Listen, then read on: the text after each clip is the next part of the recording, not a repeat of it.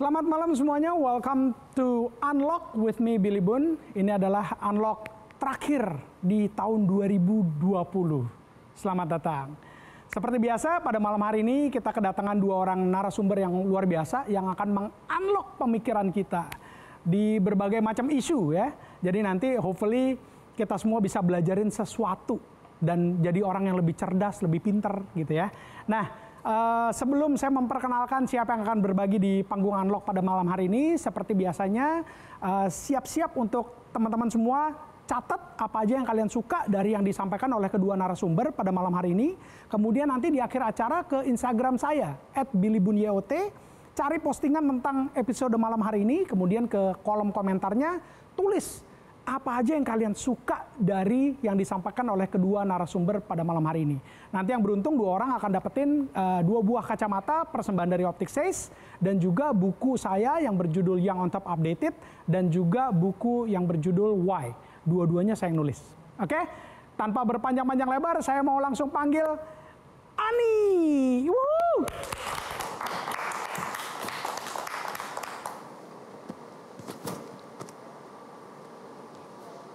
Halo semuanya, selamat malam. Sebelumnya terima kasih untuk Pak Billy Boon yang sudah mengundang saya di acara ini. Izinkan saya perkenalkan diri dulu. Mungkin dari beberapa orang ada yang belum kenal siapa saya. Saya Ani Nurhayani, seorang YouTuber gaming dengan channel YouTube Ani Nurhayani. Saat ini saya memiliki total subscriber 6.200.000 dan sudah berada di posisi 60 ranking di YouTube channel Indonesia. Alhamdulillah banget ya. Jadi saya berharap masih bisa terus bertambah lagi, amin. Nah, sebenarnya apa sih YouTuber gaming itu? Jadi YouTuber gaming itu adalah YouTube yang berisikan tentang konten game maupun online ataupun offline, di mana kita bisa memainkannya dengan smartphone, tablet, laptop, atau komputer. Dan biasanya untuk merekam permainan game ini, kita memerlukan sebuah perekam software yang di mana salah satunya bisa disebut dengan OBS, Open Broadcasting Software. Oke, jadi pasti banyak yang bertanya-tanya, kok bisa sih jadi YouTuber gaming? Karena sebelumnya kan saya adalah YouTuber offline untuk permainan arcade game seperti Capit Boneka atau Jackpot Ticket. Jadi dulu awalnya saya bukan seorang YouTuber, melainkan seorang pegawai swasta biasa bekerja di salah satu perusahaan e-commerce, di mana pada saat itu saya selalu sering ke mall untuk mencoba permainan arcade. Karena kan sekarang kita pasti berpikir gimana ya caranya bisa dapetin hadiah di mesin capit boneka atau jackpot tiket kan? Pasti kan harus ada triknya. Nah, di situ saya mempelajari dan akhirnya saya bisa mendapatkan hadiah tersebut. Bahkan saya akhirnya tercetus ide untuk memvideokan dan mendokumentasikannya melalui handphone saya. Lalu saya kolase semua video saya jadikan satu dan saya iseng nih upload ke YouTube. Jadi waktu itu di tahun 2017 saya upload videonya dan alhamdulillah saya nggak nyangka banget satu video itu dalam 1 bulan bisa tembus 800.000 views. Wow, saya benar-benar ngerasa wah ini kayak kesempatan saya karena di situ saja saya kan tidak punya subscriber ya. Jadi pada saat 800.000 views di awal saya bisa mendapatkan 9.000 subscriber. Oke, next. Jadi kalau misalkan dibilang ada nggak sih suka duka jadi YouTuber gaming? Pastinya ada banget ya. Karena saya lebih suka lebih enjoy sukanya sih, karena selain saya bisa mendapatkan banyak penghasilan dan itu cukup lumayan besar daripada saya bekerja di kantor, saya juga bisa dikenal orang banyak. Itu sebuah penghargaan dalam diri saya sendiri.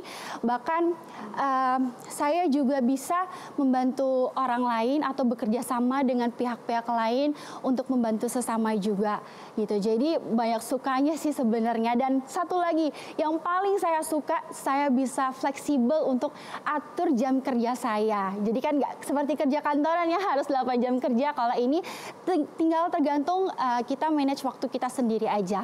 Oke, untuk dukanya sebenarnya kalau dibilang duka sih saya ngerasa sih sebenarnya ini bukan suatu duka ya, tapi pastinya semua seorang content creator mengalami namanya itu mencari ide itu kan tidak gampang ya. Jadi kita harus membutuhkan waktu yang cukup lama. Jadi dukanya mungkin kita harus lebih spare waktu lebih banyak untuk mencari hal-hal baru di game supaya video kita ditonton oleh semua orang gitu. Agar lebih menarik sih sepertinya. Dan di sini saya sudah tampilkan grafik perbandingan views sebelum dan sesudah masa pandemi. Pasti banyak yang bertanya, emang bisa ya YouTuber gaming bertahan ya dalam masa pandemi ini kan? Pasti bisa. Di sini saya sudah tampilkan ada grafik yang warna hijau itu untuk YouTuber entertainment dan yang warna biru itu garisnya YouTuber gaming. Di mana yang kita tahu kan masa pandemi ini saya ambil datanya ini sumbernya dari socialblade.com. Jadi kalau kita breakdown lagi dari sebelumnya 8 bulan sebelumnya itu YouTuber entertainment yang di garis hijau dia berada di posisi lebih atas daripada YouTuber gaming. Tapi pada saat di garis titik-titik warna merah itu yang awal pandemi kita sudah mengalami PSBB, tiba-tiba YouTuber gaming seperti saya gitu kan mulai lebih besar viewsnya dibandingkan YouTuber entertainment seperti itu. Di sini kita bisa tarik kesimpulan bahwa pada masa pandemi ini YouTuber gaming itu bisa lebih pesat peningkatan viewersnya, oke? Dan kalau dilihat nih sebenarnya top viewers YouTuber siapa aja sih yang bisa melonjak tinggi tayangannya pada masa pandemi ini ya. Jadi kalau dilihat dari grafiknya, di sini saya sudah tampilkan total views. Ada di peringkat 4, 3, 2 itu diperoleh oleh YouTuber entertainment. Dan untuk peringkat satunya ini ditempati oleh posisi YouTuber gaming. Wow, kalian bisa lihat itu tayangannya sampai 1.289.000.000. Luar biasa sekali kan. Dan di sini hanya bisa diraih dalam waktu yang singkat dari bulan April 2020 sampai dengan November 2020. Oke, nah pasti banyak bertanya-tanya siapa sih YouTubernya untuk YouTuber gaming karena saya masih pemula untuk di masa ini. Jadi kita bisa lihat ranking pertama untuk YouTuber gaming adalah Just No Limit. Siapa yang gak kenal Just No Limit dengan jumlah subscriber 19.600.000 dan dia ada di peringkat 3 Indonesia, sedangkan saya tadi 60 ya. Karena saya baru mulai, mudah-mudahan bisa naik lagi. Nah, kalau untuk jumlah total tayangan terbesar dalam masa pandemi ini, bahkan sebenarnya kalau diakumulasi dari awal itu ada dari Frost Diamond. Dia juga YouTuber gaming dengan total tayangan selama dia berkarir di YouTube 2.805.000.000 viewers. Wow, itu menakjubkan sekali. Saya juga nggak nyangka bisa segitu banyak ya viewersnya ya. Nah, pasti banyak yang bertanya, apa sih bisa gitu kan menjadi YouTuber gaming kita kegiatan sosial? Pasti tentu bisa dong gitu. Siapa sih yang tidak mau berbuat kebaikan kepada siapapun? Nah, contohnya saya dulu berawal dari YouTuber gamer offline yang saya main game arcade game gitu kan. Saya mengumpulkan tiket yang saya dapat, jackpot tiket.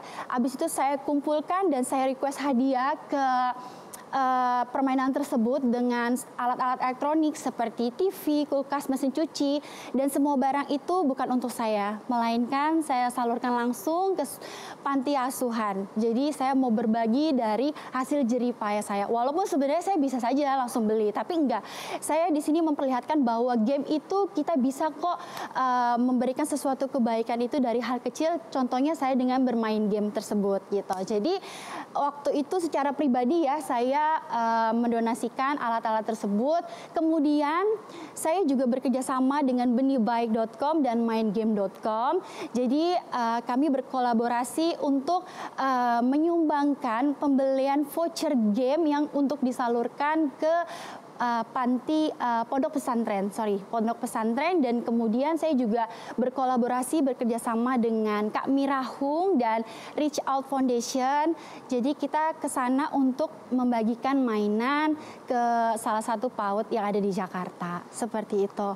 Dan ini banyak banget sering ditanyain, sampai kapan sih mau menjadi YouTuber gaming? Pasti banyak yang bertanya-tanya ya kan. Saya berkesimpulan akan tetap bertahan di YouTube ini dengan passion dan hobi saya untuk memainkan game, karena saya rasa ini adalah peluang yang sangat tidak boleh saya sia-siakan seperti itu. Nah, untuk tipsnya gimana sih jadi YouTuber? Sebenarnya kalau untuk saya pribadi, saya cuma pegang 2 prinsip ini aja. Simple banget, cukup sabar dan konsisten. Kenapa sih harus sabar dan konsisten? Karena nggak ada semuanya yang langsung tiba-tiba instan ya kan. Jadi saya merasa kalau kita sabar gitu kan, dan konsistensi kita mengupload video, saya yakin kok itu akan berbuah hasilnya di kemudian hari. Nggak ada sesuatu yang sia-sia kalau kita lakukan dengan sabar dan konsisten. Seperti itu. Jadi menurut saya pekerjaan yang paling menyenangkan adalah hobi yang dibayar. Apalagi hobinya cuma main game ya kan. Jadi seperti itu aja semuanya untuk penjelasan dari saya. Mudah-mudahan bisa bermanfaat, dan terima kasih sebelumnya untuk semuanya. Terima kasih.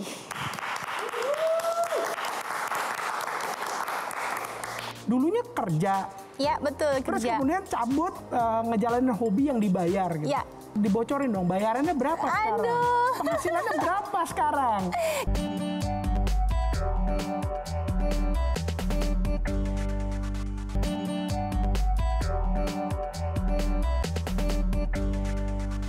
Kak Ani, Iya, thank you Kak so Billy. much udah berbagi. Nama ngetopnya kan dipanggilnya Kak Ani kan? Betul, Kak Ani. Oke, Iya. jadi sekarang kita panggilnya kakak-kakak ya. Kak Iya. Billy, Kak Ani ya. Iya, mantap. Biar awet muda ya, Kak. pengen muda terus. Oke, saya ini Kak Ani. Ya. Saya nih mau curhat dulu. Saya punya YouTube nggak ngetop nih. Oh ya? Kayaknya nanti pengen belajar, pengen jadi YouTuber gaming aja deh. Aduh, Kalau gitu. Nanti boleh, ajarin boleh. ya. Boleh, siap dong, Kak Billy. Oke. Tadi ini pertanyaan iseng yang sebenarnya dari timnya Kak Ani udah bilang nggak boleh ditanyain ya, jangan ditanyain ya. Oh gitu. Tapi karena saya orangnya iseng, jadi Ya. saya harus nanya. Oke, ya oke. kan? Nih make sure direkam ya, ditayangin. Jadi dulunya kerja, Ya, betul, terus kerja. kemudian cabut, terus kemudian ngejalanin hobi yang dibayar gitu. Ya. Berarti dibocorin dong, bayarannya berapa sekarang? Aduh. Penghasilannya berapa sekarang? Boleh nggak ngasih tahu? Kalau boleh ngasih tahu sih, sebenarnya ini sih lumayan cukup besar daripada saya di kantor ya, Pak Oke. Kak Billy ya. Oke, jadi udah yang penting nggak ada penyesalan sama sekali dari dulunya di korporasi kerja, kemudian sekarang ini menjalankan hobi yang dibayar gitu ya. Betul, betul. Karena penghasilan udah lebih gede, jauh lebih gede dibandingin dulu ya. Alhamdulillah. Nah, pertanyaannya gini Ya. nih, buat pemirsa Metro TV yang ada di luar yang mungkin sekarang ini udah punya anak Ya. gitu ya, terus kemudian saya pengen penasaran aja gitu, orang tua ngizinin? Oke, kalau orang tua pasti ngizinin banget, karena kan sebelum saya resign, saya kan memulai YouTube-nya itu sambil bekerja gitu. Jadi saya infokan ke orang tua bahwa di sini progresnya lumayan besar gitu kan, karena pada saat saya bekerja saya juga sudah mendapatkan income dari YouTube gitu. Jadi mereka bisa apple to apple lah gitu. Oke, jadi bukan out of nowhere, totonya bilang ke orang tua, "Ma, apa Ani mau jadi YouTuber gitu." Terus Iya. kemudian nggak seperti itu ya. Nggak Tapi seperti itu. Udah dijalanin dulu, udah ngasih lihat progresnya, Betul. makin baik. Betul. Kak Aninya juga semakin konsisten dan sabar. Iya, iya. Ngasih Betul. lihat hasil, kemudian akhirnya orang tua ngizinin. Izinin setelah dianggap worth it ya kan, setelah bisa nge-cover gaji saya sebelumnya, jadi orang tua oke, nggak apa-apa, silakan gitu kan. wow. Jadi mereka ngedukung banget sih, nge-support apapun yang saya lakuin. Apalagi sekarang sudah berbuah hasil di mana saya konsisten dan sabar selama 3 tahun untuk di YouTube. Tapi waktu itu 6 bulan sebelum saya resign dari kantor, jadi kalau di kira-kira 2,5 tahun lah ya, saya sekarang udah berkecimpung di YouTube. Kayak gitu Kak Billy. Nah, jadi kalau sekarang pesan buat Kak Ani, buat anak-anak muda di luar sana yang wah iya bener juga ya kalau hobi dibayar kayaknya enak banget gitu ya. Biasanya hobi yang dibayar akhirnya menjadi passion kan, menjadi jatuh cinta banget akhirnya menghasilkan duit gitu. Nah buat anak-anak muda di luar sana yang pengen nih ngikutin jejaknya Kak Ani nih, mungkin bukan sebagai YouTuber gaming ya, tapi pengen ngejar passionnya gitu. Tapi belum diizinin sama orang tua, mereka harus gimana? Nah, jadi kalau misalnya yang nonton ini masih sekolah, saya sih saranin pendidikan itu tetap nomor 1. Saran saya adalah kalau yang masih sekolah boleh disambi aja gitu kan. Jadi jangan difokuskan dulu, terkecuali memang sudah selesai sekolah gitu kan sambil bekerja. Saya selalu berkeyakinan kalau bisa jalanin sama-sama dulu biar nanti kita lihat prosesnya gimana, karena sesuatu keputusan tuh nggak bisa gegabah diambilnya, harus dengan pertimbangan matang-matang gitu. Oke. Ya. Nah kan tadi juga Kak Ani udah jelasin bahwa di awalnya sebagai YouTuber, kemudian YouTuber arcade ya, game arcade yang ada di mall-mall segala macam. Terus kemudian waktu pertama kali COVID menyerang dunia, menyerang bumi, apa yang waktu itu ada di bayangan Kak Ani? Apakah ya secara manusiawinya kalau tebakan saya sedih dong pasti waktu itu kan? Pasti sedih. Nggak bisa ke mall, aduh gimana caranya gitu kan? Nah tapi waktu itu apa yang dirasain? Aduh Kak Billy, aku sedih banget sampai aku drop di 1 sampai 2 minggu awal, karena jangankan untuk main arcade gitu kan ke mall, keluar rumah aja nggak bisa gitu. Kemana-mana kita udah harus pakai masker, bawa-bawa istilahnya hand sanitizer, kayak ngerasa apakah iya saya bisa bertahan, mana pekerjaan saya harus di luar, sama aja seperti orang kantoran sebenarnya, cuman waktunya aja fleksibel gitu kan. Terus saya berpikir, oke, ini kan YouTube ini kan sebenarnya kerjanya digital ya, kita nggak perlu harus datang sebenarnya, karena konten saya yang sebelumnya ini nggak hanya tentang game, jadi saya ada kayak vlog, ada kayak review juga, jadi saya memutuskan coba deh saya mix video di channel YouTube saya dengan konten gaming online gitu. Jadi main game yang ada di handphone.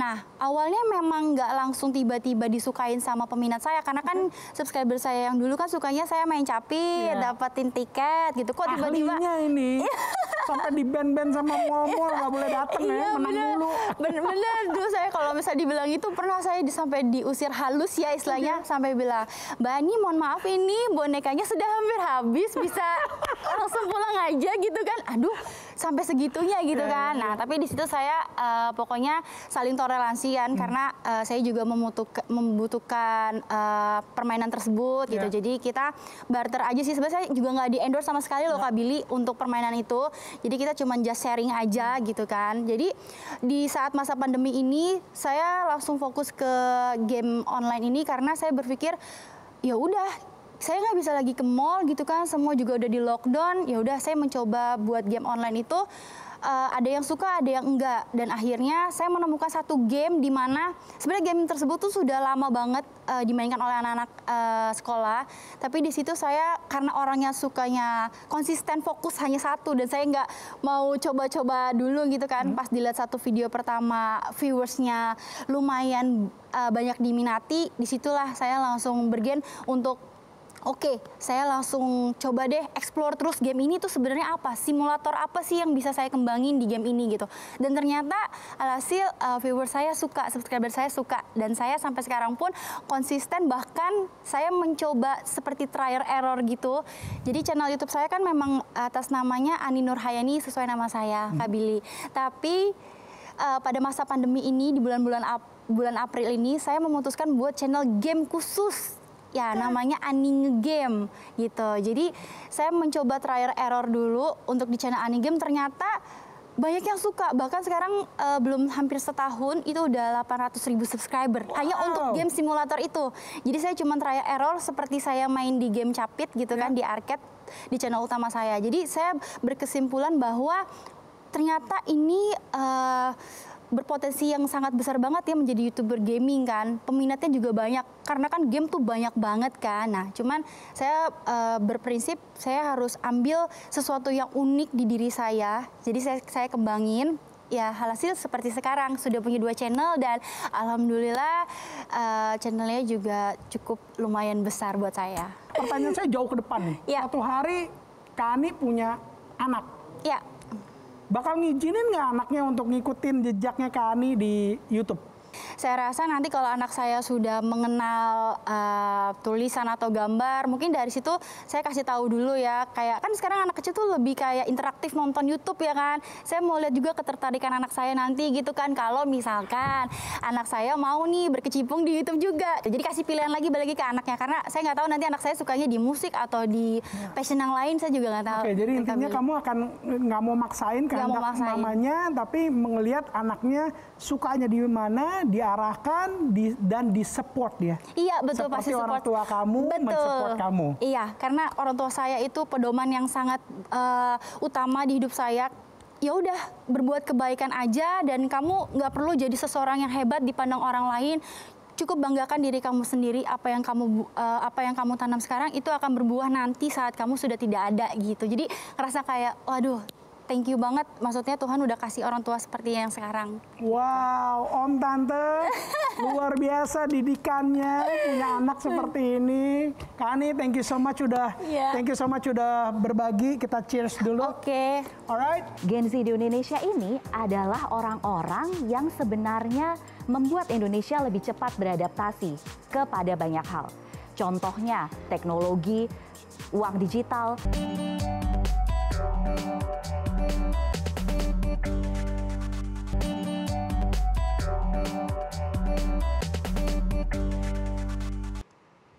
Oke, masih di Unlock with me, Billy Boon. Saya pengen ngingetin teman-teman semua untuk nyatet ya apa yang kalian dapetin dari kedua narsum yang tampil pada malam hari ini. Kemudian nanti di akhir acara seperti biasa ke Instagram saya @billybunyot, kemudian tulis apa yang kalian dapetin. Nanti bisa dapetin 2 buah kacamata persembahan dari Optixis dan juga buku saya, 2 buku. Alright? So without any further ado, please welcome Monique.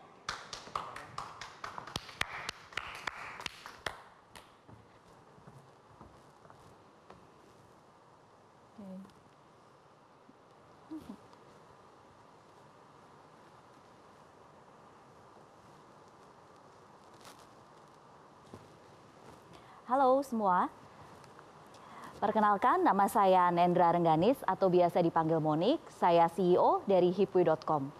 Hipwi.com adalah sebuah media yang sejak tahun 2014 fokus untuk mengenal Gen Z Indonesia dan terus jadi jembatan kebaikan buat Gen Z Indonesia.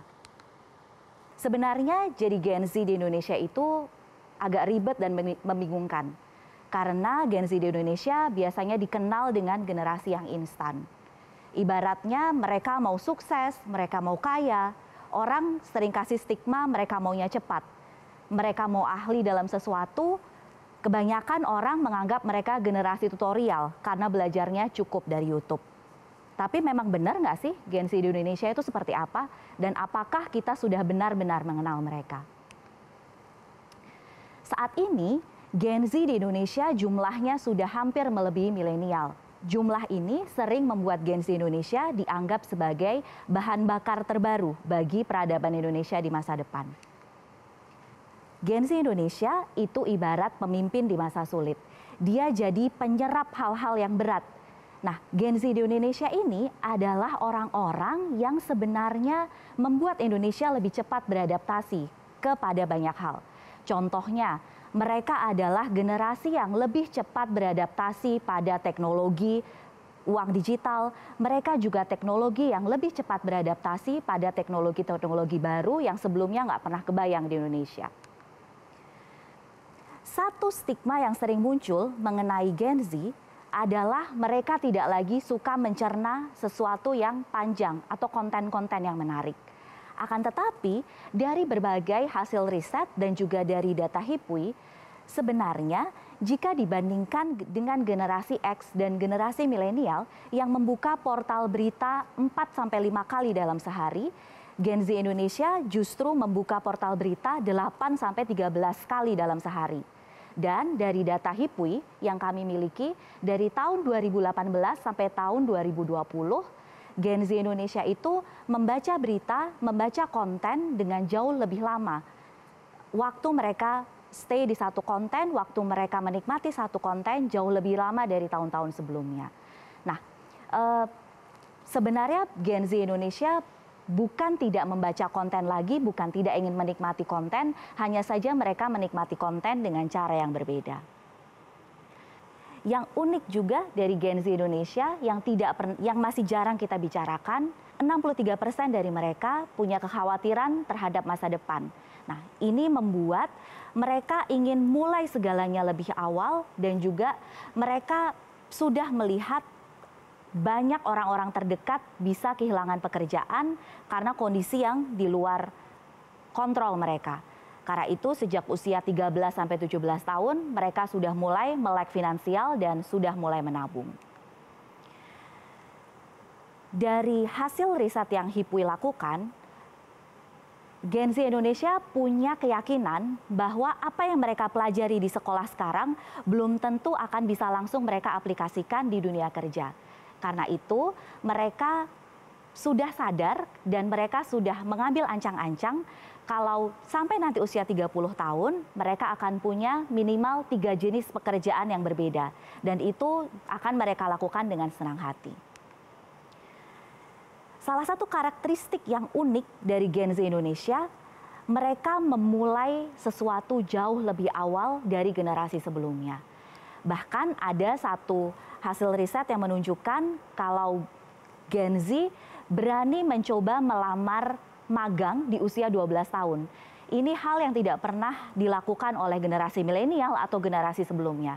Dan kami di HIPWI pun juga merasakan saat ini yang mendaftar magang di HIPWI sudah jauh lebih muda. SMA, masih kelas 1 atau kelas 2 sudah ada yang mendaftar magang. Nah, karena itu kami di HIPWI juga menginisiasi satu gerakan untuk mengajak Gen Z mulai sesuatu lebih awal untuk memulai bisnis dan ancang-ancang untuk membangun usaha dengan program Kita Mulai Bersama. Akan sangat mudah untuk kita menganggap satu generasi atau anak-anak muda Indonesia sekarang yang jumlahnya paling banyak ini, generasi Z yang mendominasi piramida penduduk kita, generasi yang ingin cepat, ingin sesuatu yang instan, tidak mau berusaha, dan mereka quote to quote mata duitan karena mereka rasional dalam memandang sesuatu dalam hal finansial. Akan tetapi PR kita bersama dan yang selalu kami lakukan di HIPWI, kami berusaha mengenal mereka, kami berusaha mengetahui apa yang mereka inginkan, alih-alih menjatuhkan mereka dengan menyudutkan. Karena sebenarnya Gen Z Indonesia adalah anak-anak muda yang paling bisa beradaptasi dan paling bisa bergerak dengan cepat. Terima kasih.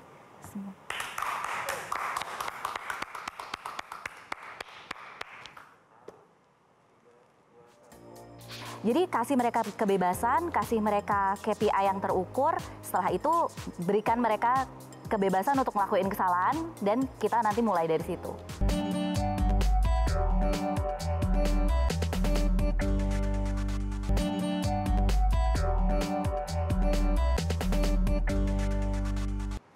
Monik, thank you udah berbagi tentang Gen Z Indonesia ya. Sama-sama Mas Bill. Menarik ya, karena gini, masih banyak banget masyarakat yang berpikir bahwa kita nih harus beradaptasi dengan cara pikirnya generasi milenials gitu.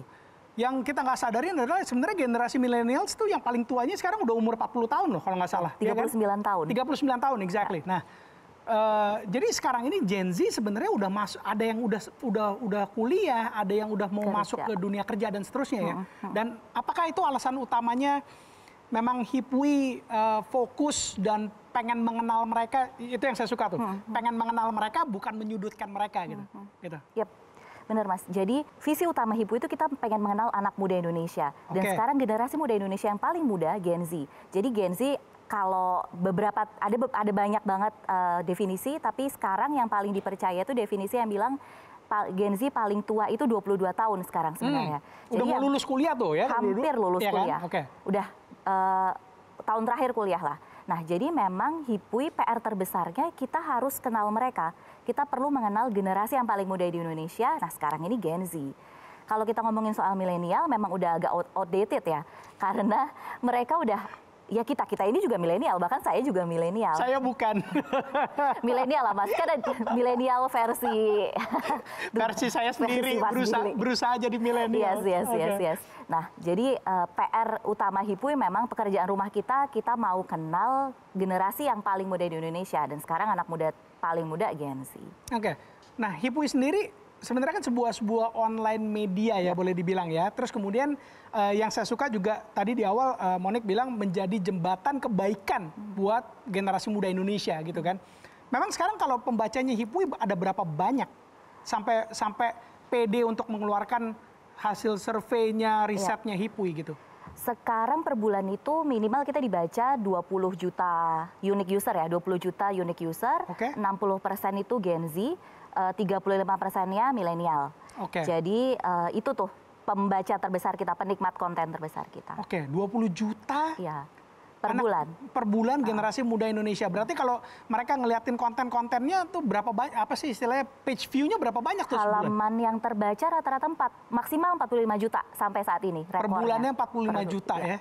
Jadi benar dong yang tadi yang apa, ya udah pasti benar lah ya orang Monique yang bilang bahwa Gen Z ini banyak rasa penasarannya, kemudian mereka juga sebenarnya ngebaca konten-kontennya gitu ya. Betul. Cuman mereka mungkin sangat memilih konten apa sih yang mereka baca gitu. Mereka memilih dan membaca dengan cara yang berbeda sih Mas Billy. Itu juga sesuatu yang jadi pertanyaan kami. Ini Gen Z itu masih baca nggak sih? Masih relevan nggak kita bikin konten tekstual? Nah, terus kami melihat ternyata dibandingkan dengan milenial, mereka membuka satu portal 4-5 kali dalam sehari.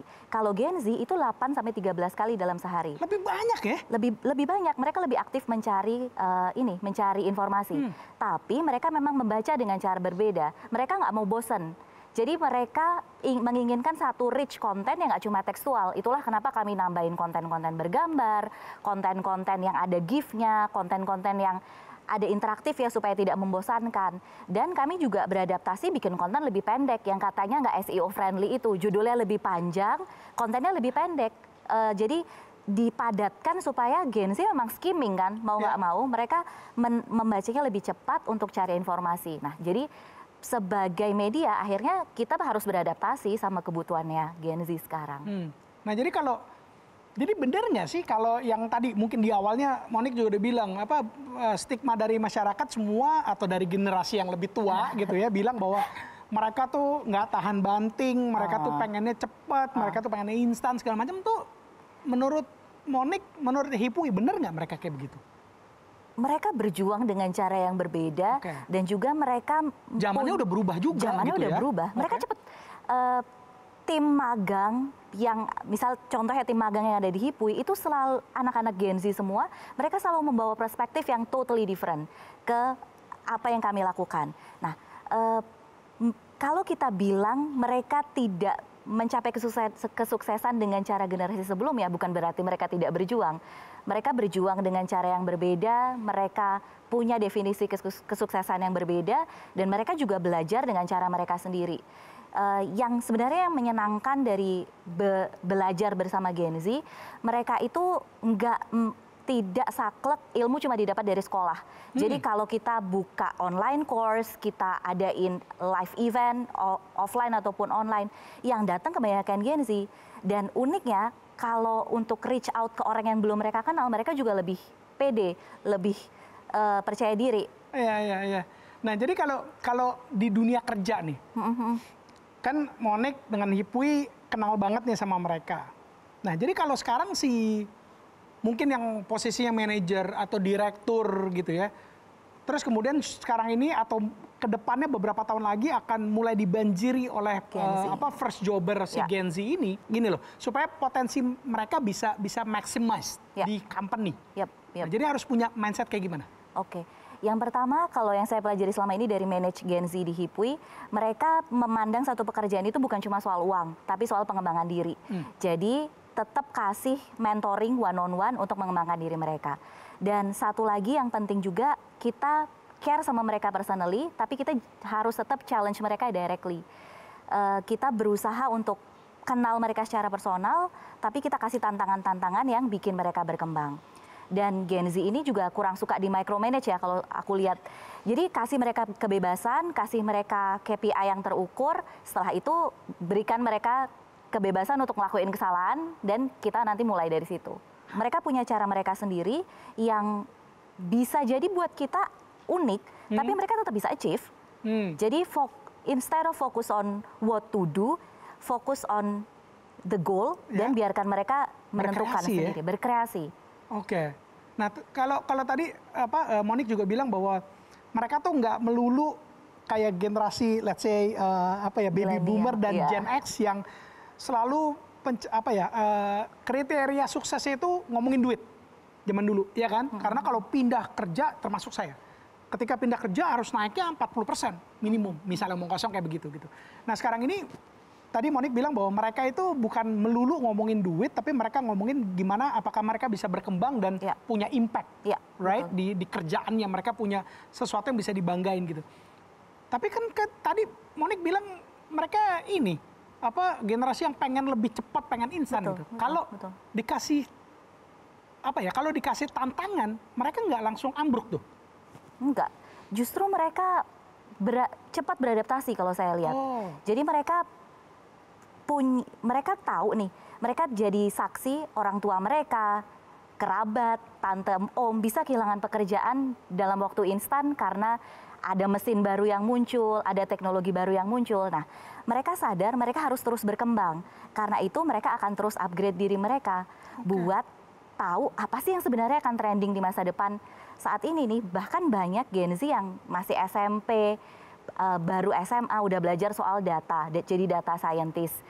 Konten-konten kita soal gimana baca data, gimana memaksimalkan data lewat Excel itu diminati banget gitu. Ini SMP SMA nih ya? Anak-anak SMP SMA. Dulu kayaknya SMP SMA masih main-main sepeda, pulang keluyuran. Gak kepikir. Nah sekarang itu justru konten-konten yang praktikal, gimana caranya menghasilkan dari bikin editan tanpa aplikasi, konten-konten praktikal semacam itu yang diminati. Nah, gimana sih caranya kita bisa make sure Gen Z ini tetap betah di satu company, punya impact, dan mereka nggak kabur-kaburan? Kita sebagai pemimpin perlu ngasih ruang untuk tetap mereka belajar. Dan kita kasih tahu ke mereka, yang kamu lakukan memang bisa jadi nggak ada di job desk kamu, tapi ini akan bikin kamu berkembang. Jadi kalau di Hipui yang saya selalu bilang ke tim, saya nggak mau kalau kamu keluar dari Hipui, kamu akan jadi another content creator, atau cuma jadi penulis, atau cuma jadi orang social media. No, siapapun yang pernah masuk ke Hipui harus jadi sesuatu yang lebih dari job desk mereka. Wow, itu tantangan dari ketika mereka masuk ke Hipui udah langsung dibilangin di drilling seperti itu ya. Nah kalau penasaran aja dan mungkin bisa diceritain ke kita semua, kenapa Monique, CEO-nya Hipui, bilang bahwa Hipui ini berapa kali gitu kita ketemu yang selalu ngomongnya, Mas Billy, Hipui itu bukan sekedar media. Kita pengen jadi jembatan kebaikan buat generasi muda Indonesia. Dari segi apa dan kenapa Monique berpikirnya seperti itu? Oke Mas, sejak awal membangun Hipui, dulu kami berusaha untuk memecahkan goal kita harus profitable di tahun kedua. Itu goal pertama kita. Sebagai perusahaan which is normal gitu ya, karena harus profitable gitu ya. Harus profitable. Nah, itu berjalan. Nah, makin lama data yang kami lihat makin banyak, interaksi dengan anak-anak muda makin banyak. Saya mikir, ngapain sih kalau hanya cari profit saja? Ngapain kalau kita cuma menjadikan user kita ini hanya sekedar untuk jualan? Seharusnya media, PR terbesarnya dia perlu kasih impact, karena kita adalah media yang dibaca 20 juta anak muda loh. Kita bertanggung jawab sama apa yang kita keluarkan. Maka dari itu kami di Hipui punya keyakinan kami tidak akan mengejar kecepatan, tapi kami mengejar angle. Konten negatif jelas bisa jadi konten yang dinikmati banyak orang. Tapi kalau semua orang lakuin itu apa bedanya? Tapi kan konten negatif lebih cepat viral. Viralitas tuh sebenarnya viralitas adalah dulu ketika kita pertama kali ngomongin viralitas ala BuzzFeed, viralitas adalah bergulirnya cepat dan berapa banyak orang yang melihat. Tapi saat ini viralitas kan soal impact dan bagaimana konten tersebut berdampak ke orang yang lain. Nah, kami merasa sekarang viralitas yang harus kita ciptakan memang viralitas yang dimulai dari konten-konten positif yang kecil, tapi kita bentuk dalam jumlah yang banyak, dan itu kami suguhkan ke anak-anak muda. Jadi jembatan kebaikan buat generasi Indonesia pertama dari semangat konten yang benar-benar positif. Kami selalu memilah konten mana yang layak diberitakan dan tidak. Kemudian kami juga punya komunitas, Mas Billy. Komunitas anak mudanya ada 9.000 kontributor yang aktif menulis di Hipwi. Jadi mereka belajar untuk menyuarakan pendapat mereka lewat tulisan. Gitu. Oke, alright. Jadi Hipwi di bawah kepemimpinannya Mbak Monik naruh yang namanya impact, positivity di atas hanya semata viralitas, gitu ya? Alright, Monik, thank you so much udah berbagi. Good luck terus untuk Hipwi-nya. Semoga bisa terus menjadi jembatan kebaikan buat generasi muda Indonesia ya. Terima kasih Mas Billy udah diundang. Siap. Alright. Thank you so much. Itu perbincangan saya dengan Monik ya. Semoga bermanfaat, dan langsung sekarang ini ke Instagram saya @billybunyot ya. Kemudian cari postingan tentang malam hari ini, kemudian tulis apa aja yang kalian dapatin dari 2 narasumber pada malam hari ini. Nanti yang beruntung saya sendiri yang akan milih, akan mendapatkan 2 buah kacamata persembahan dari Opticsys dan juga 2 buku saya ini. Yang satu buku YOT Updated dan juga buku Why. Alright, so until next month, be inspired. I'll see you on top. Monik, cheers. Buka. Sukanya saya main capi, dapatin tiket gitu. Kok tiba-tiba ahlinya ini sampai di band-band sama mall-mall nggak boleh datang ya, menang dulu. Bener, dulu saya kalau misalnya dibilang itu pernah saya sampai diusir halus ya istilahnya, sampai bilang, Mbak Ani mohon maaf ini bonekanya sudah hampir habis, bisa langsung pulang aja gitu kan. Aduh, sampai segitunya gitu kan. Nah, tapi di situ saya pokoknya saling toleransian karena PR terbesarnya kita harus kenal mereka. Kita perlu mengenal generasi yang paling muda di Indonesia. Nah, sekarang ini Gen Z. Kalau kita ngomongin soal milenial memang udah agak outdated ya. Karena mereka udah, ya kita ini juga milenial, bahkan saya juga milenial. Saya bukan. Milenial lah Mas, kan ada milenial versi versi saya sendiri, versi berusaha jadi milenial. Yes. Nah, Metro TV